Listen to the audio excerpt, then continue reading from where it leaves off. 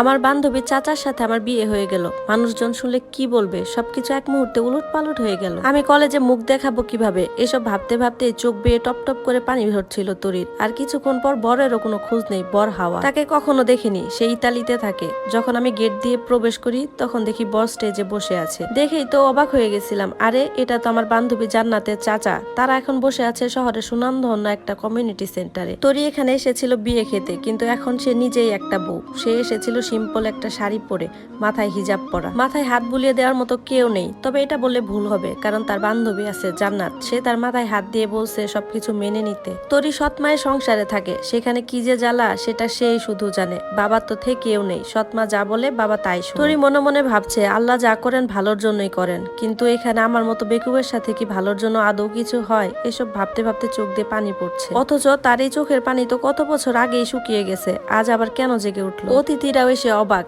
একই কাণ্ড। যার সাথে বিয়ে হওয়ার কথা ছিল সে পালিয়ে গেছে, কিন্তু বর আজই বিয়ে করবে। তার জেদের কাছে হার মেনে সবাই তরিকে রাজি করালো। সৎমা তো বরাবরই লোভী, মেয়েকে বড়লোক বাড়িতে বিয়ে দিবে তার অনেক লাভ। কেমন করে যে তরিকে রাজি করালো কেউ বুঝলো না। এই তরি, তরি ওঠ, ডাকলো জান্নাত। আমাদেরকে এখন যেতে হবে, আমাদের যাওয়ার জন্য আধা ঘন্টা সময় লাগবে। দাদিমা তো অনেক ঝামেলা করবে, চল তাড়াতাড়ি। তরি বলল, জানিস জান্নাত, আমি খুব অভাগী, সব জায়গায় ঝামেলা। ঠোঁটে তার তাচ্ছিল্যের হাসি। তখন জান্নাত বলল, শোন তরি, জীবনে উঠানামা থাকবেই, আর আমার চাচু খুব ভালো মানুষ, তুই অনেক সুখে থাকবি। আমার দাদিমা একটু ঝামেলা করবে, তার কারণ পরে তোকে আমি বলবো। জান্নাত তরিকে হাত ধরে তার বাবা মায়ের কাছে নিয়ে গেল, কিন্তু কি আফসোস, তার বাবা মায়ের চোখ থেকে এক ফোঁটা পানিও ঝরলো না। তরির বাবার সাথে তরির যখন চোখাচোখি হলো তখন তার বাবা উঠে এসে বলল, কিছু লাগবে? তরি বলল, এ কেমন কথা, আমার তো মন থেকেই বলতে ইচ্ছা করছে বাবা, আমি তোমাকে খুব ভালোবাসি। পেছন থেকে সৎমা এসে বলতেছে, কিরে তোরা এখনো যাসনি, তাড়াতাড়ি যা, সবাই তো তোদের জন্য বসে আছে। জান্নাত হাত ধরে পরে তরিকে গাড়িতে নিয়ে গেল। তখন বলল, শোন, আমি তোকে কতবার বলছি, তুই যাদের জন্য কষ্ট পাস তারা তো তোর জন্য কষ্ট পায় না। ওরা যখন বাড়িতে পৌঁছালো, তরি শাশুড়ি নাজমা চৌধুরী তাকে ঘরে ঢুকতে দিবে না। তার স্বামী বলল, নাজমা তুমি কিন্তু বেশি করছো, মেয়েটাকে তুমি ঘরে ঢুকতে দাও। নাজমা চৌধুরী বললেন, শুনো, যার বউ সে বুঝবে ব্যাপারটা। তার স্বামী তখন বলল, শোনো, বাড়ি ভর্তি লোকজন আছে, এসব করো না। ওই মেয়ে যদি বাড়িতে ঢুকে তাহলে আমি বাড়ি ছেড়ে চলে যাব। তরির ঠোঁটে তাচ্ছিল্যের হাসি, কারণ সে নিজের বাড়িতে অনেক অবহেলায় বড় হয়েছে, সেখানে অন্যের বাড়িতে সম্মান পাওয়া তো বিলাসিতা। নাজমা চৌধুরী বললেন, তোমার ছেলে দেশে আসার 5 দিনের মধ্যে বিয়ে করার জন্য পাগল হয়ে গেছে। তা বিয়ে করলো ঠিক আছে, কিন্তু যাকে বিয়ে করতে গেল তাকে পেল না।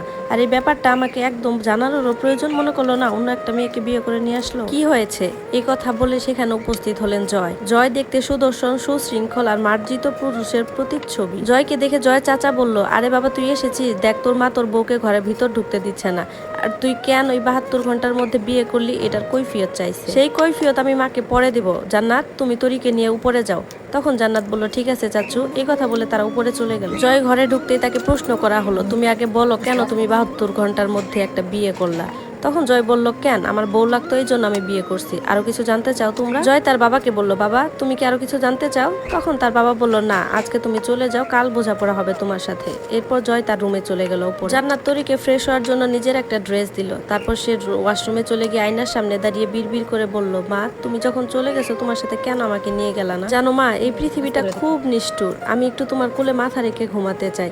এমন কত রাত গেল আমি একটু শান্তি মতো ঘুমাতে পারলাম না। আমাকে কি একটু ভালোবাসা যায় না? কেউ তো আমাকে ভালোবাসে না। আমি তো বুঝতে পারছি না যে সামনে আমার জন্য কি ভয়ঙ্কর দিন অপেক্ষা করতেছে। শখের বয়সে আমি মানুষের বোঝা হয়ে যাচ্ছি। এসব বলেই হু হু করে কেঁদে উঠলো। জান্নাত, আসবো?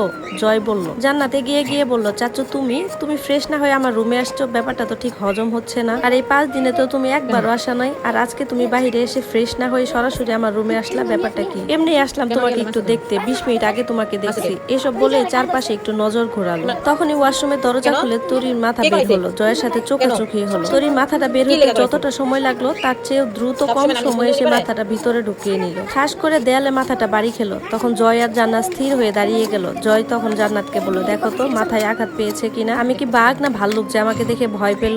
জান্নাত তখন ওয়াশরুমে গিয়ে বলল, তরি বের হও, তুমি কি ব্যথা পেয়েছো? তরি ওয়াশরুম থেকে বলল, না, আমি একটু পরে বের হবো। জান্নাত তখন এসে ওর চাচুকে বলল, চাচু তুমি চলে যাও, ও পরে বের হবে। জান্নাত ওর চাচুকে বলল, আর তুমি বিদেশ কবে ফিরে যাবা? তখন জান্নাতের মাথায় টুকা দিয়ে ওর চাচু বলল, দেখি কবে যাই। এরপর যেতে যেতে গুনগুন করে গাইতে থাকলো, বউ ছাড়িয়া বিদেশ গেলে ফিরে আইসা বউ পাইবা না। ঠোঁটে সেই বাঁকা হাসি যেটাতে তাকে মারাত্মক সুন্দর লাগে। জান্নাত তরিকে বলল, তরি তুই থাক, তোর জন্য আমি খাবার আনতেছি। তরি বলল, না রে, এখন আমার খাওয়ার কোনো ইচ্ছাই নাই।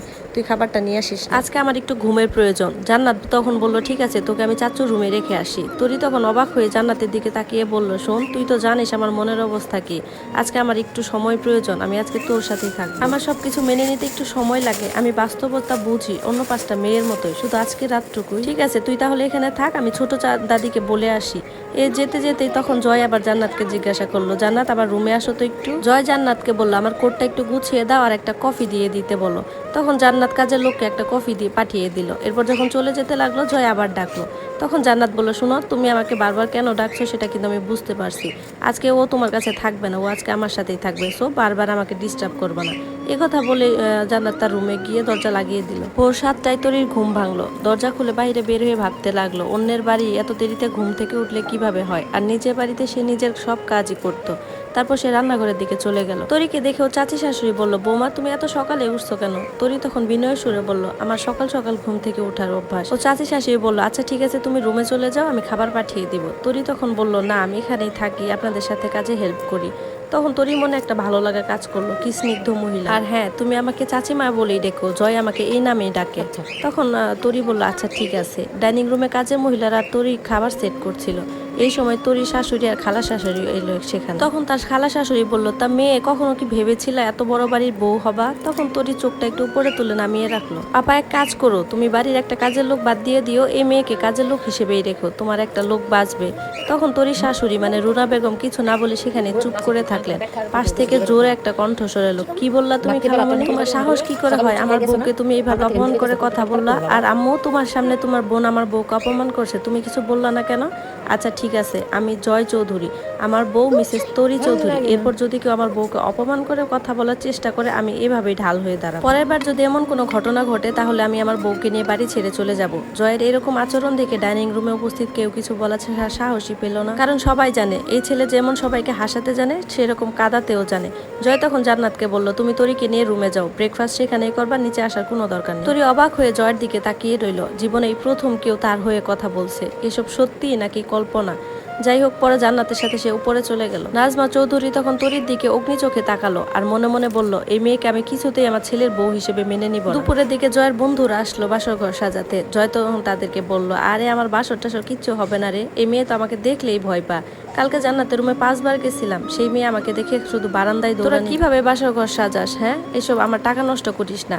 তখন জয়ের বন্ধু রাফি বলল, শোন, তুই যেভাবে বিয়ে করেছিস সেটা যদি আন্টি শুনে তাহলে তো হার্ট অ্যাটাক করবে, খুলবো না কি মুখ? জয় তখন বলল, তুই কি মুখ খুলবি? তার আগে আমি বলতেছি, শোন, আমার বউ লাগতো, এই জন্য আমি এইভাবে বিয়ে করছি, আর আমি কি করছি না করছি সেটা আমি ভালোভাবেই জানি। তোরা তাড়াতাড়ি আমার রুম থেকে বের হ। আজকে একটা স্পেশাল দিন, আমি রূপচর্চা করব, এই কথাটা কেউ ভুলিস না। লাজুক হেসে তার বন্ধুদের এই কথা বলল জয়। এরপর জয় জান্নাতকে ডেকে নিয়ে বলল, জান্নাত শুনো, এই লাগেজটা তোমার কাকির জন্য নিয়ে যাও, আমার দাদিমা ওর জন্য গয়না পাঠাইছে, আর বলছে বিকালের দিকে যাতে এগুলা পরে সেজে গুজে রেডি থাকে। জয় এরপর ওর মায়ের রুমে গেল, গিয়ে বলল, আম্মু আসবো? তখন তার মা বলল, আমাকে আর তোমার প্রয়োজন আছে? তুমি তো নিজের ইচ্ছা মতো সবকিছু করতে পারো, তাহলে আমাকে আর ডাকছো কেন? জয় এগিয়ে গিয়ে তার মায়ের পায়ের উপর মাথা দিয়ে শুয়ে পড়লো। আম্মু, আমি জানি তুমি অনেক কষ্ট পাচ্ছ, আর কেন পাচ্ছ সেটাও জানি, কিন্তু আপাতত আমি তোমার জন্য কিছু করতে পারছি না। আমি যদি তোমাকে কষ্ট দিয়ে থাকি তার জন্য খুব সরি।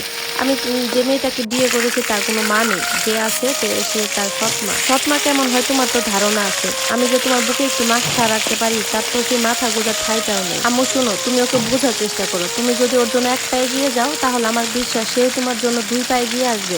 আর তুমি তো জানো মা ছাড়া মেয়েরা কেমন থাকে, জান্নাতকে দেখো না, ও মা ছাড়া কেমন আছে। তুমি শুধু আমাদের জন্য দোয়া করো, আমরা যাতে সুখে সংসার করতে পারি। আর হ্যাঁ, আমি জানি তুমি যেহেতু খালার মেয়ের সাথে আমার বিয়ে দিতে চাইছো, সেখানে তোমার একটা অভিমান আছে, তবে কিছু করার ছিল না মা। জয়ের মা বললো, হ্যাঁ সেটা ঠিক আছে, কিন্তু তুমি যখন আমাকে বলছো তোমার মেয়ে পছন্দ আছে, তোমার পছন্দকে প্রাধান্য দিয়েছি আমি, যার কারণে বিয়েতেও রাজি হয়েছি। কিন্তু ওই মেয়ে যখন চলে গেছে, তখন তুমি আরেকটা মেয়েকে বিয়ে করলা, কিন্তু আমাকে জানানোর প্রয়োজনও মনে করো না। সেখানেও তো একটা সুযোগ ছিল সিনহার সাথে তোমার বিয়েটা হওয়ার।